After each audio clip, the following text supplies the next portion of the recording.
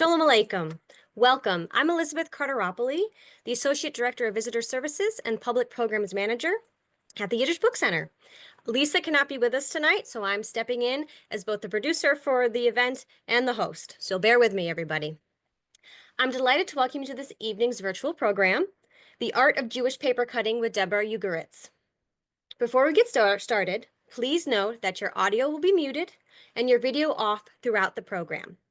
You may send questions via the question panel at the lower right of your screen. Please keep them short and refrain from comments so we can all get all the questions in at the end. It's my pleasure to introduce tonight's presenter, Deborah Ugoretz. In the 1970s, Deborah became fascinated with Jewish paper cutting and the art of decorated Jewish marriage contracts, ketubas. She taught herself these forms of studying antique Jewish paper cuts and interviewing master paper cut artists in New York and Israel. In 1981, Deborah moved to Teaneck, New Jersey, and for 8 years was the president of Teaneck Cultural Arts Coalition, an arts organization that celebrated cultural diversity.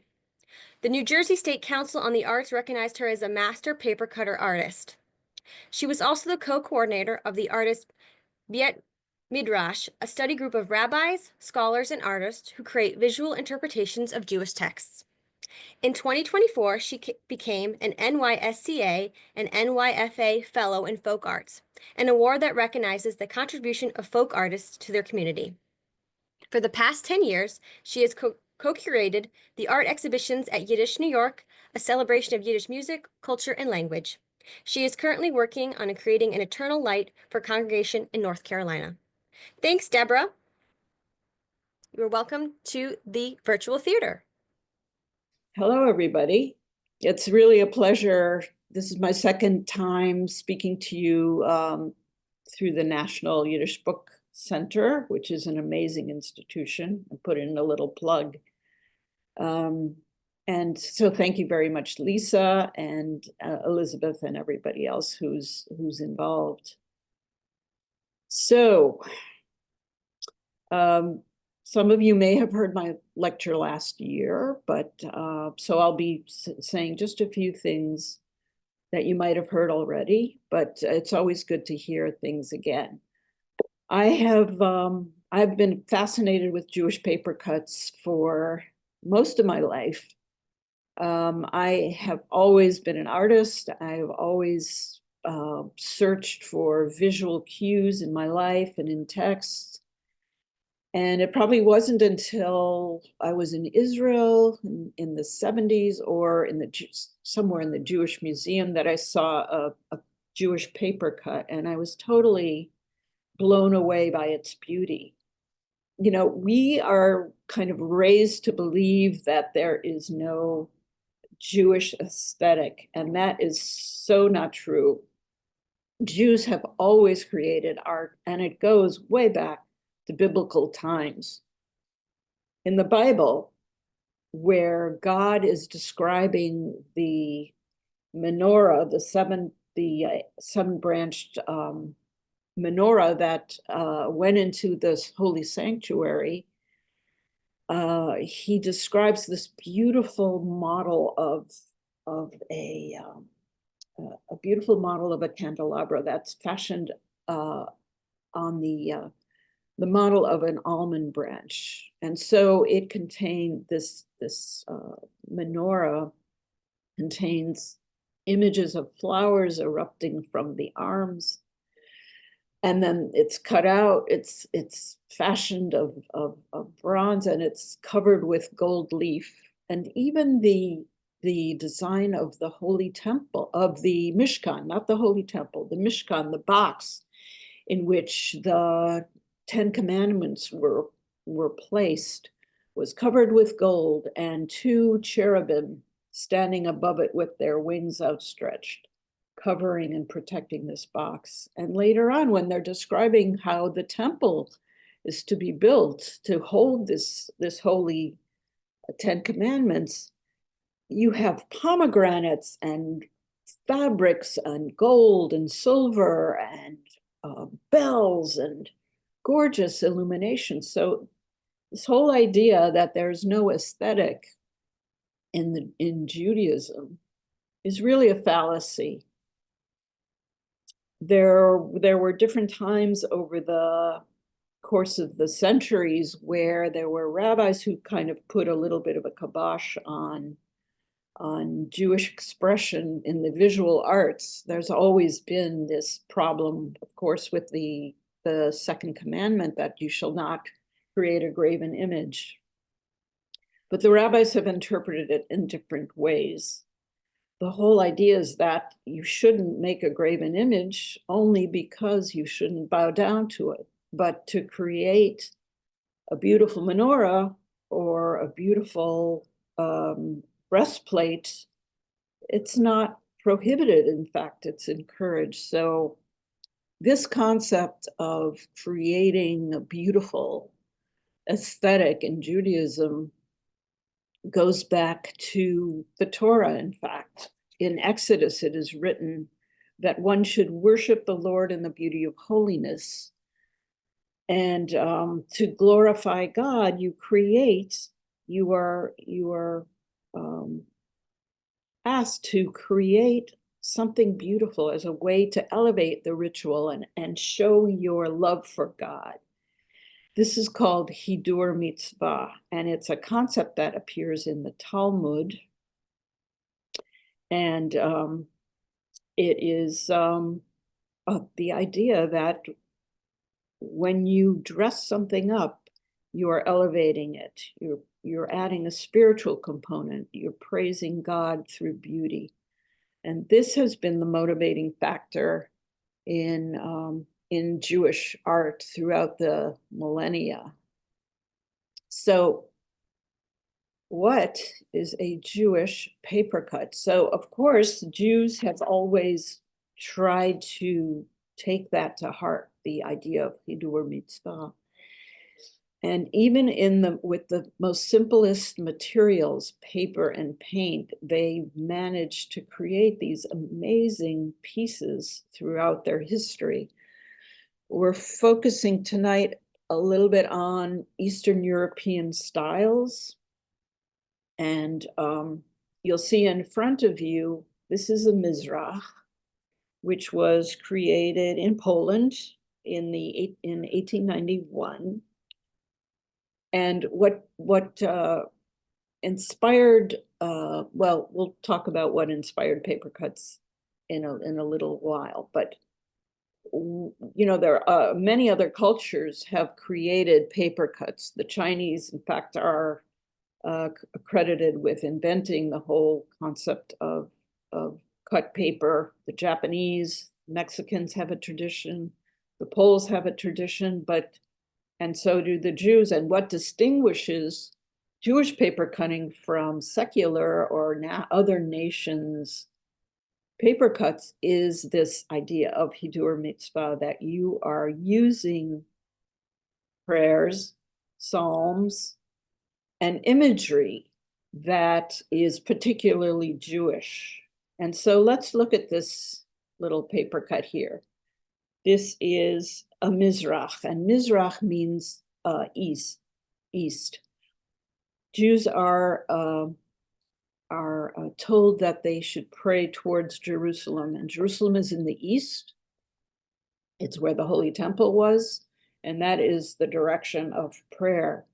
So this little piece, it's called a Mizrach because you have the word Mizrach right here. Mizrach is also an anagram, which means mitzad ze ruach chayim. Each letter mitzad ze, the zayin and the resh, ruach, and this letter which says mitzad ze ruach chayim. Whoops. Whoa, going the wrong way. Sorry. Oops. Sorry about that. We are going through this whole thing. Hold on. Why is this happening? This is jumping way ahead.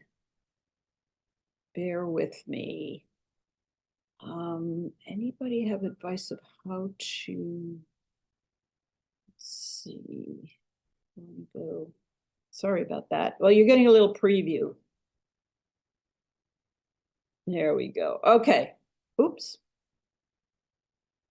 So anyways, one thing that distinguishes Eastern European Jewish paper cutting is that it's symmetrical. So basically the way it's done is a design. The paper is folded in half, a design is drawn on one half. The central image, which is in this case the menorah, the seven-branched candelabra that appears in the Holy Temple, is put in the middle on the fold, and then as the eagle is, and then the design is drawn, and then it's cut out. And when you open it up, you get this symmetrical image. This particular paper cut contains all the classic Jewish symbols. If you look in the Bible, if you look in prayer, it is just chock full of imagery. And they are images, but they're symbols, and symbols are objects in which lots of meaning is compressed. So in this case, you have the lions that are flanking the banner that says Mizrach. The lions are symbols that reflect the kingship of God. It's the divine strength, the Lion of Judah, who was one of the 12 tribes, and the nation, and there was the nation of Judah. Was in throughout history. It was part of our history, rather. And then you had, in this particular one, you have these vases out of which these vines come out. And on the vases, you have Eitz Chaim, Eitz Chaim. Eitz Chaim means the tree of life, which is the Torah. Here's another one. The previous one was very, very staid, very controlled. This one is much more fluid and expressive, and you know, Jewish paper cutting was a folk tradition, which means that most of the people who did it were just regular people. What's interesting is mostly they were done by men and yeshiva boys. I have a theory about that, perhaps because this was involved these inscriptions of Lashon Kodesh, which is the holy language of Hebrew and prayer. This was sort of the purview of men.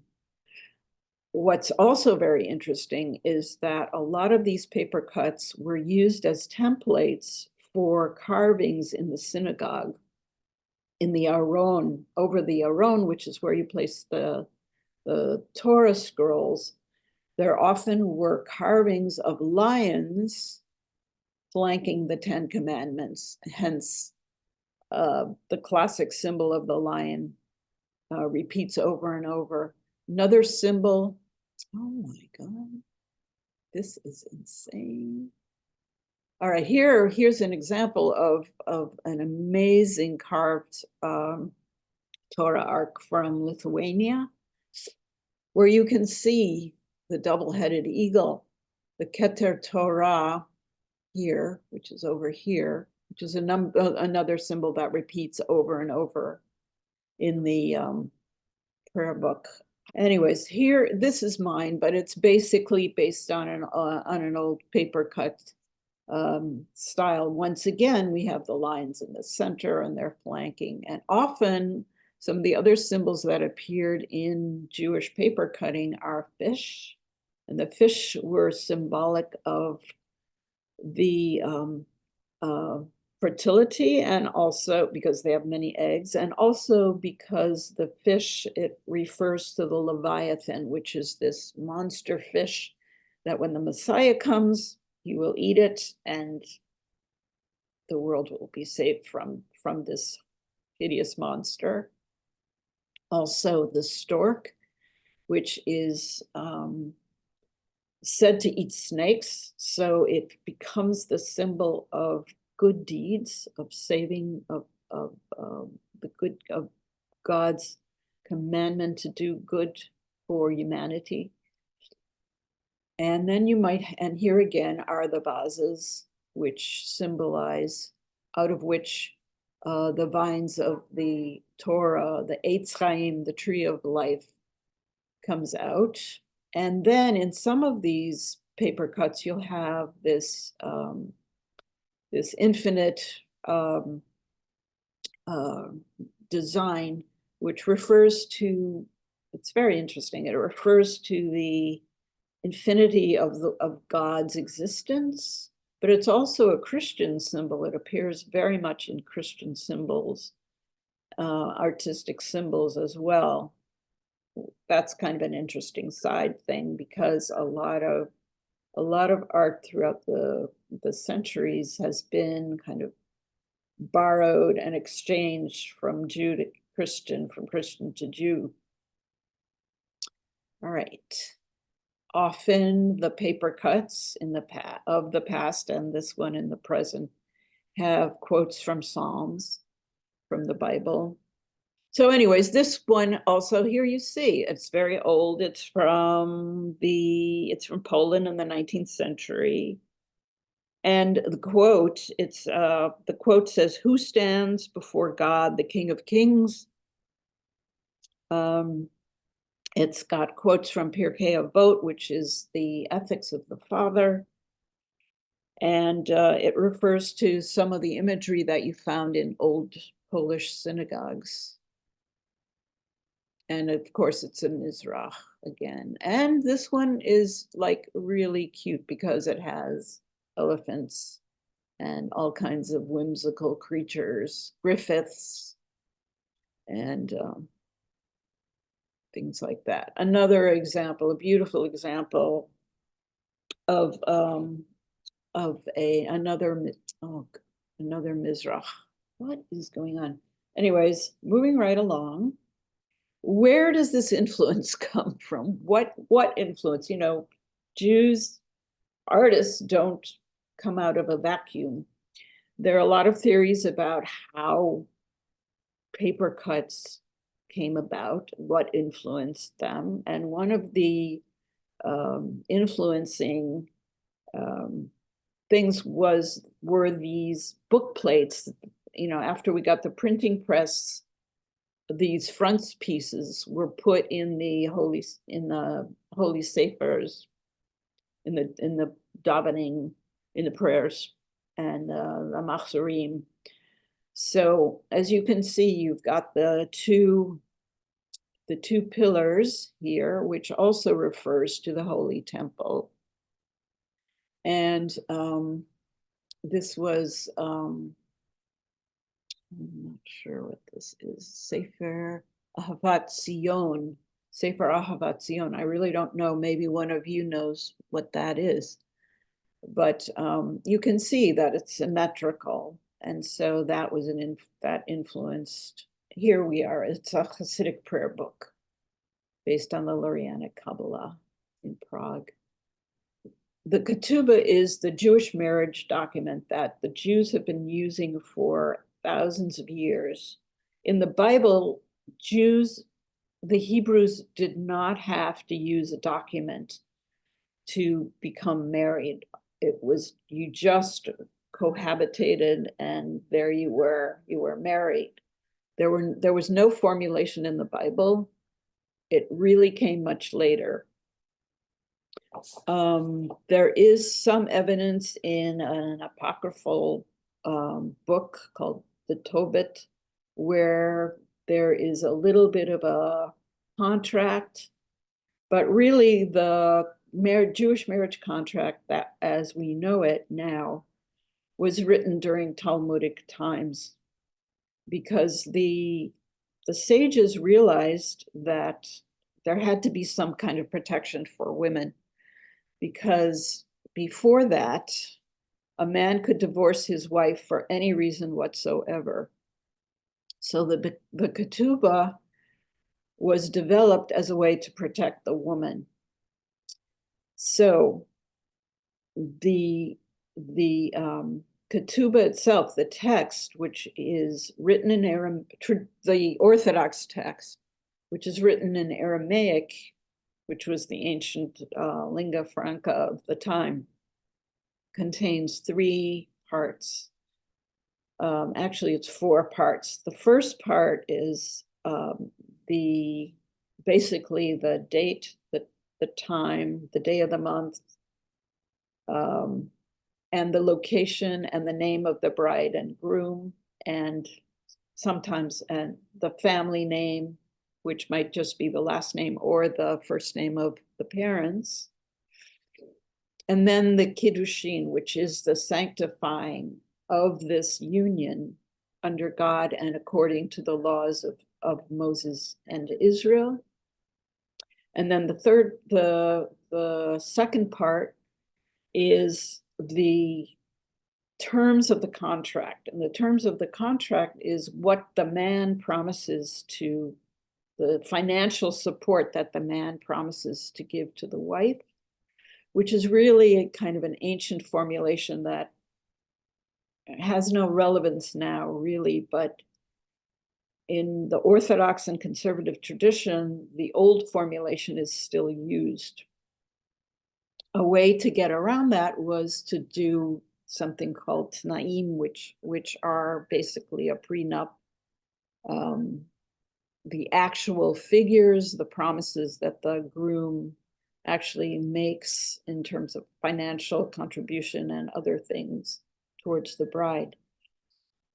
So in this, besides the money that the groom decides to, the bride price, which he promises to provide for the wife, he also promises to take care of her, to protect her, to redeem her if she's kidnapped, to provide for her health care, and other obligations to maintain this kind of relationship. And then the last part is a phrase that says it's legally binding, and it's all clear, and it's accepted with a sincerity. So this is a formulation that has been with us since the Talmudic times. And modern day couples have made changes to it. They've made it egalitarian, where the bride and the groom make sort of reciprocal promises to each other. And also within the traditional Jewish marriage arrangement, the woman could not grant a divorce, but the Lieberman clause was instituted by the conservative movement, which enabled the woman to bring her case before a Beit Din, a rabbinical court, to ask for a divorce. So let's talk about this Italian ketubah, which, as you can see, seems to go totally contrary to religious prohibition against depicting human beings. The Italians were much more liberal in terms of what they could depict in Jewish art. And they're really a section of Judaism, of Jewish community in and of itself. They're not Ashkenazi, they're not Sephardic, they are Roman, they are Italian. And they were much more liberal in their practices. There were some rabbis who thought that they were going a little bit overboard with this ungepatchked depiction of the sun, which you're not supposed to depict according to some Jewish sources, and certainly not naked women dancing around the ketubah. But they did sort of cave in and give in to the fact that Jews were really a part of Italian society. And this is a Baroque ketubah that was made in the I think in the 18th century, and really conformed to the style of the time. It does have a quote that says that you are welcomed into the house of Ruth. So, and here in the middle, you have the day of the week illuminated. And so this is me working on a Jewish marriage contract, and these are some of my works. As you can see in the other picture, these are about 22 by 30 inches. And what I do is I work in consultation with the couple, and we come up with symbols that are meaningful to them, and they provide me with the text. And that's how I do my work. This is actually a paper cut that was cut out of white paper, and it contains a quote from a Hebrew poem where you're setting down roots in Jerusalem. This is a tree of a family tree that I did for the Cronehill Pletka family. This is their symbol of their family, the staghorn, and Cronehill, which means the crown is on the head of the other. This was a very interesting thing. When I made all these, cut out all these leaves, this is all cut out of white paper, and then I cut out all these leaves, and after I did it, I said, I'll never do it again. But of course I did it again because I'm nuts. This is a cover that I did for a book about translation.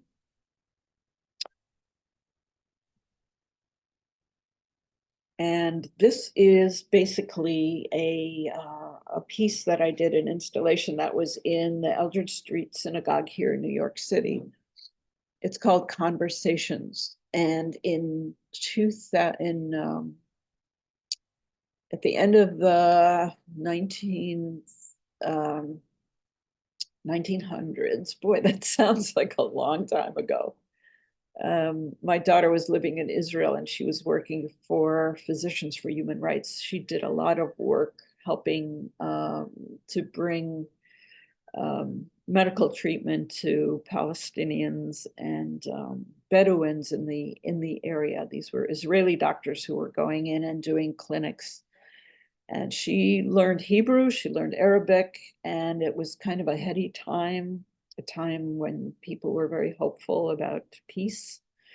And so I decided to create this piece of Hebrew and Arabic letter forms that were cut out and placed on top of each other. And because they were mobiles, they would move with the wind, and the light would shine through them, creating these new patterns.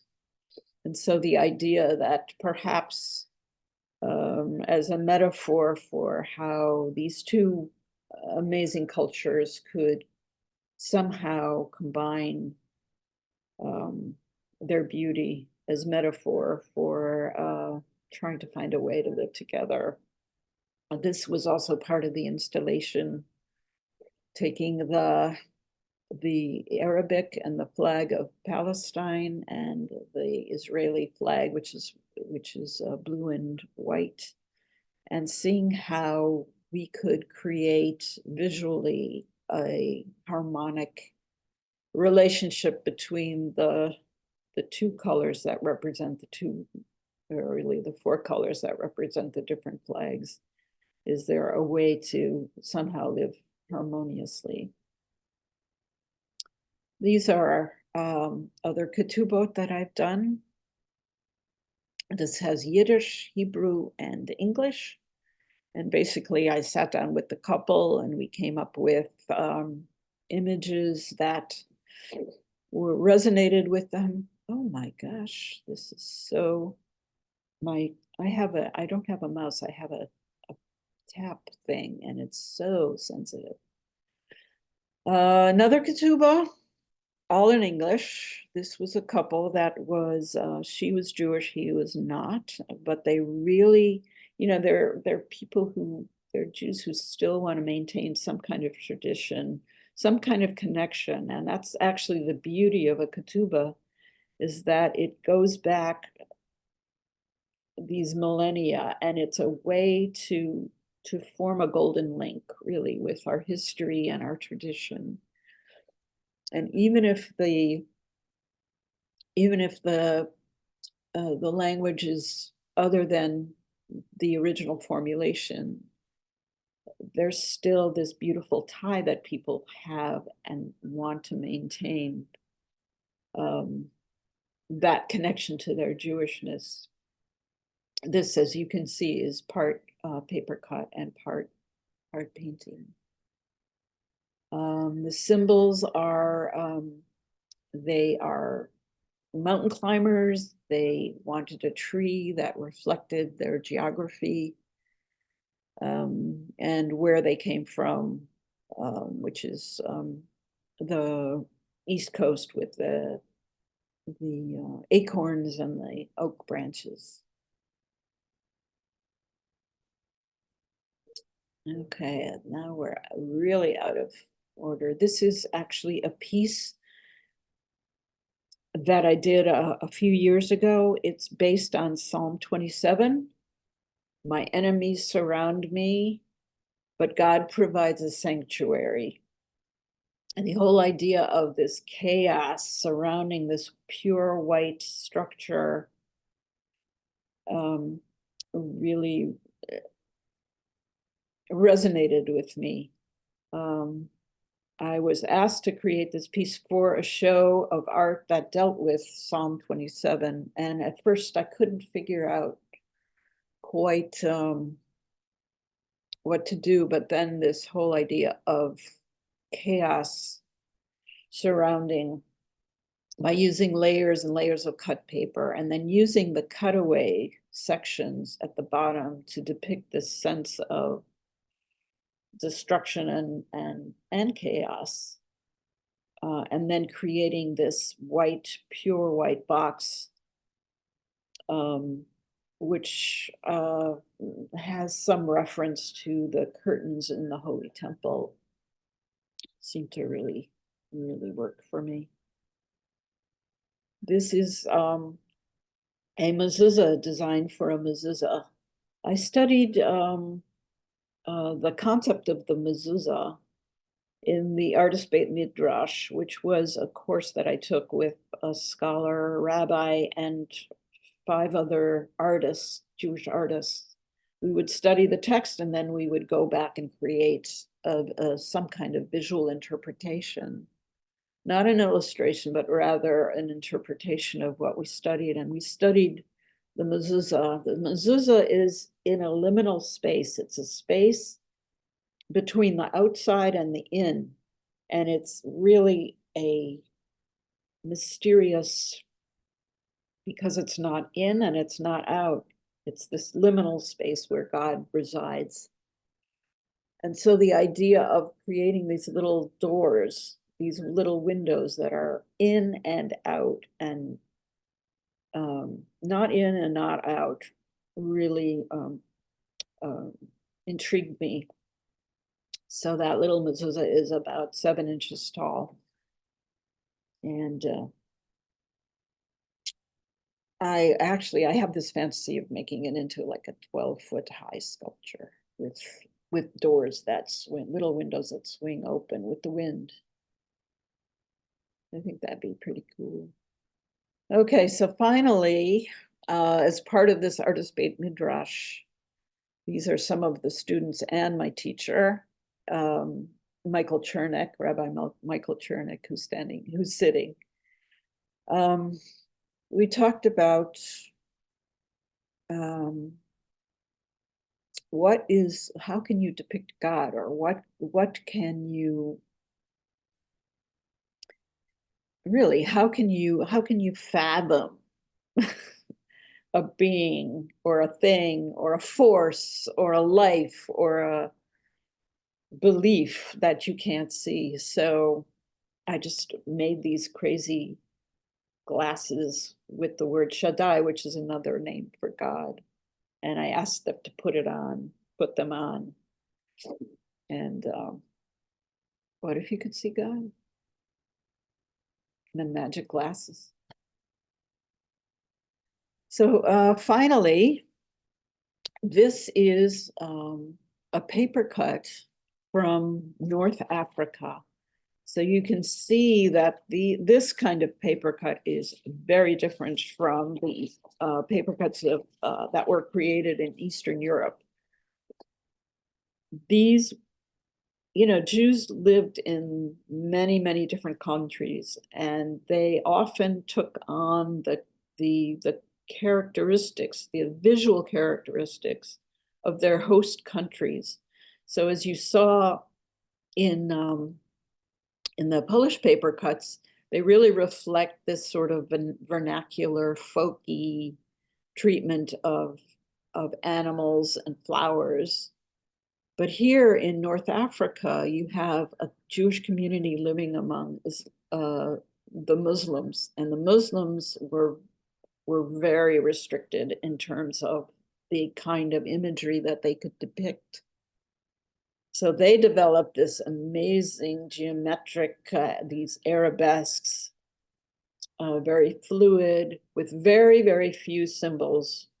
Maybe there'd be a bird, but otherwise not. But the Jews, because they wanted to make these things their own, and because they were creating work that was glorifying God, again with Hidur Mitzvah, they put in the menorah, which was like the central, before the Jewish star, way before the Jewish star, the menorah was itself the symbol of the Jewish people. And that's what they depicted in the center of many of these beautiful paper cuts. They cut them out of paper, and then they put candy wrappers behind them, and hence the shiny metallic paper behind them. These had the Psalms in them and other writings. Okay, so we do have quite a few questions, so I'll try to get to as many as possible.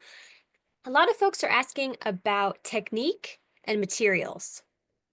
So the types of tools you use, as well as the type of paper and how you display them. What kind of, are they backed by fabric or cloth? And then also questions about the colored paper. So are they painted afterwards? Are they colored in afterwards?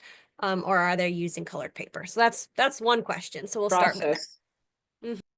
Okay, so I use watercolor, hot press watercolor paper, 90 pound, if we really want to get technical. And I do not cut with the paper folded. What I do is I will draw the design first on tracing paper, usually just one side if it's symmetrical. And then I will transfer that drawing to the paper itself, and then I will cut out the paper, the piece, using an X-Acto knife.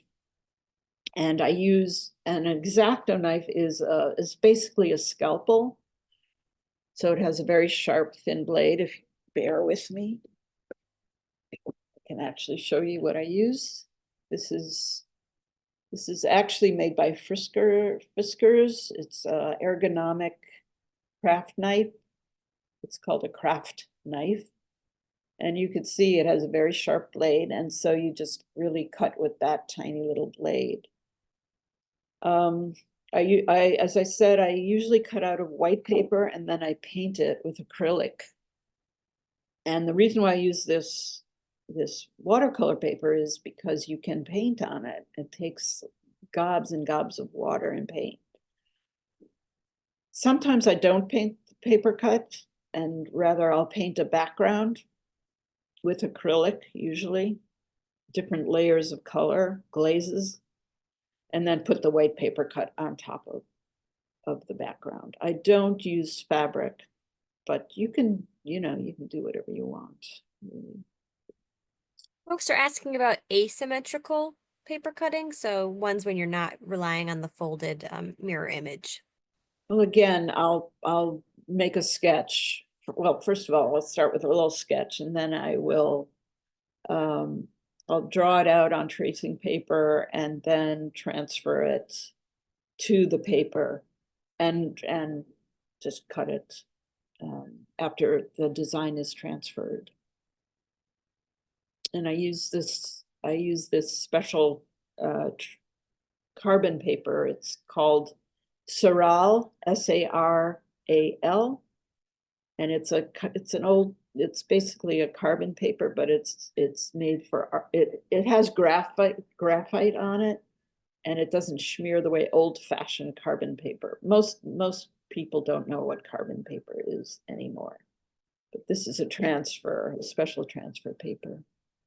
Some folks are asking about the process of the yeshiva boys who would be making these and how far back some of those examples go, date range, and how they survive so long.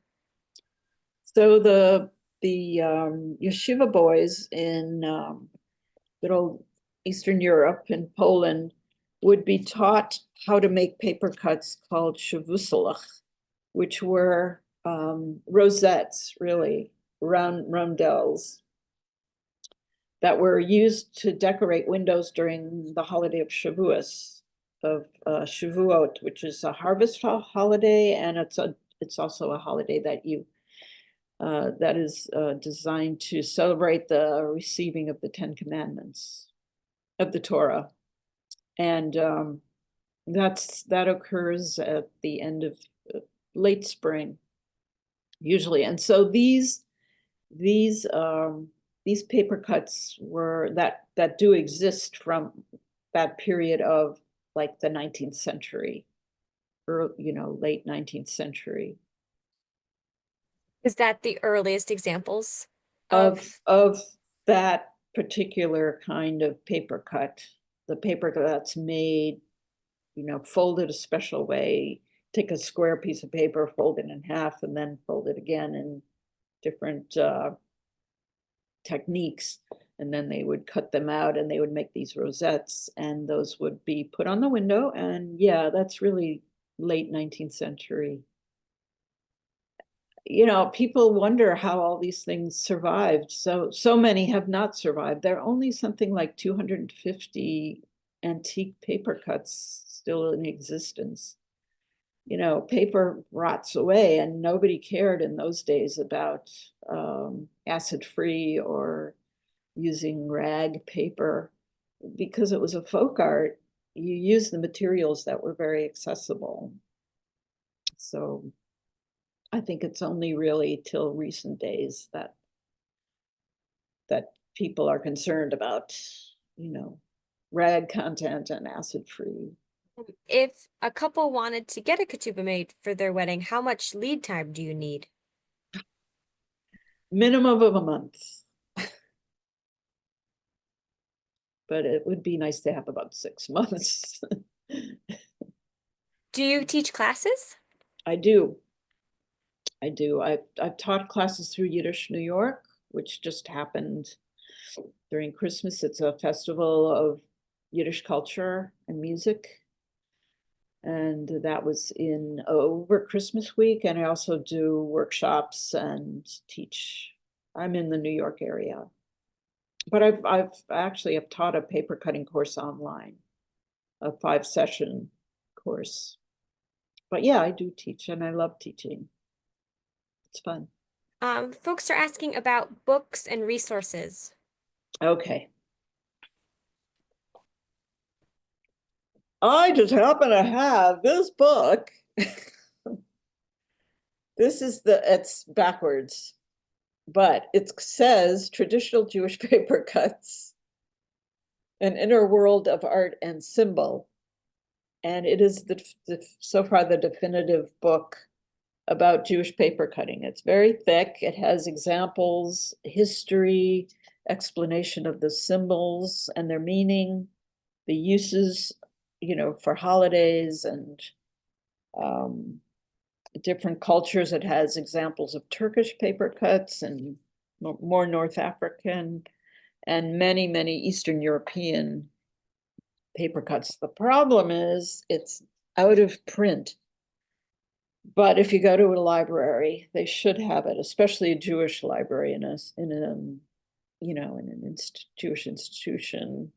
Hopefully, it's by Joseph and Yehudit Shadur, Shdur. And there is a simple paper cutting book. Oh my God, what's the name of it?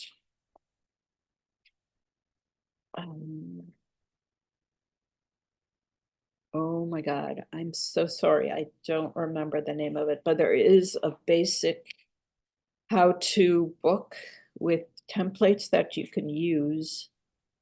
And I'm totally blanking on it. If folks are interested, you can send me the email and I can send it out to folks who Yeah, are interested in I'd be the happy to title do of the that. book. The shul was the Eldred Street shul they were referencing. Oh, the discs, the mobile, those were done out of a very thick watercolor paper again and painted. So white paper. Some of the discs were white, some of them were painted black. It was Italian Fabriano, like very heavy textured paper. Asking about some of the symbols and their meaning, as well, like the griffin, the lion, as well as what are some of your favorite symbols to do? Do you want, well, there's the seven branched candelabra, which is the main symbol. The fish, I use a lot of grapes, actually, because the grapes, refer to making a blessing, Borei Pri Hagafen. So it's a prayer that you say for every holiday, and it's sanctifying the God, and it's also for celebration. So that's an image that appears often in my work, and it's a very beautiful image that you can do all kinds of variations with. The tree of life is a very popular symbol, mostly in Ketubot, in Jewish marriage contracts, and often it's two trees that come together and form together, symbolizing the two separate individuals coming together. There are other symbols too, like there's the Hamsa, which is basically originates in Muslim art, the hand of Fatima, but in the Jewish context, it is a hand of protection. It's the inverted palm. Do griffins appear in the Torah? And if not, why are they used in paper cutting? Okay, so griffins are very interesting. So griffins are sort of a mistranslation of some of the animals that appear, like the lion, that appear in Jewish iconography. When I mentioned that a special box was created to hold the Ten Commandments, and on top were these two angels that were designed to basically protect the box, and the word for that in Hebrew was mistranslated into griffin by the Greeks, and so that's why Griffin entered the, this became the symbol of repeating symbols in some Jewish art. Someone's asking thoughts on the future of Jewish paper cutting. On the future, well, if you want to learn, I'll teach. I mean, people are kind of amazed at this, that this exists. I mean, who knows about it? Not too many people. And there are always young people, and even, I mean, people of all ages, when they find out about it, they really want to learn it. And I'm here as a folk artist to pass it along. And I've done workshops for kids all through the age of 89.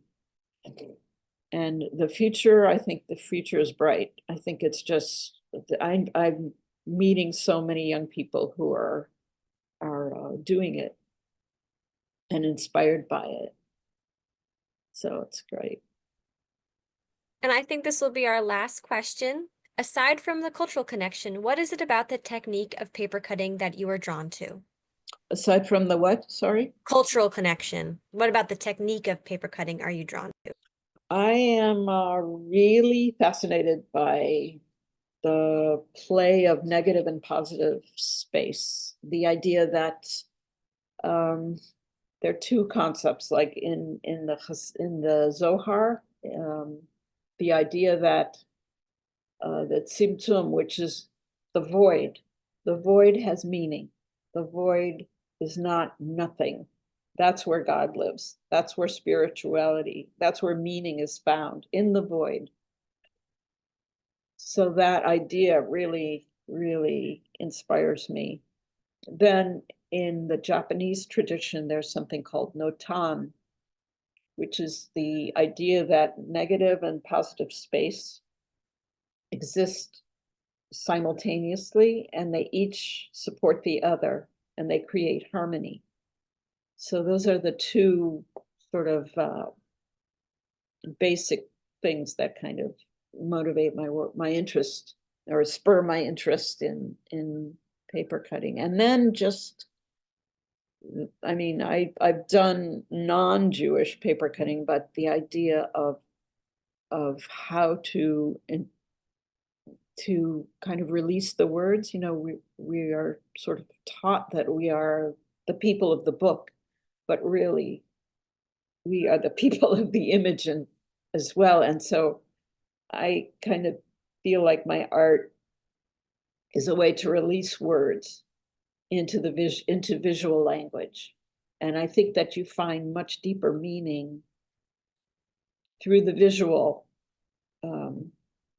or you can find much meaning through the visual, not just through words.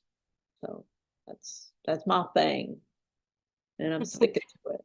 On that lovely note, we will say thank you to Deborah. Now, folks, if you continue to have questions, you are welcome to email programs@yiddishbookcenter.org, and we can forward those on to Deborah, and we'll also try to get you the titles of those books as well. For anyone interested, reach out to us, and we can get you those titles, including both the one that was mentioned and the one that we will remember later. So thank you so much, Deborah, for taking time out of your evening to speak with us about your beautiful art. Thank you. Thank you very much, everybody. I hope you enjoyed it.